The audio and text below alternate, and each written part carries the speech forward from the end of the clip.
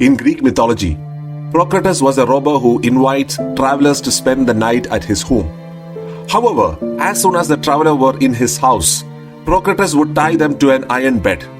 If they were shorter than the bed, he would stretch them on a rack until they were as long as the bed.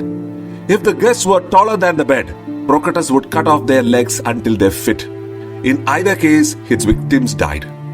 This story is applicable in our relationships. Just like Procrustes, we try to stretch or curtail the people around us, our family members, friends, or colleagues, emotionally, so that they fit into our framework of thoughts and beliefs. But we should realize that this process will eventually kill the relationships.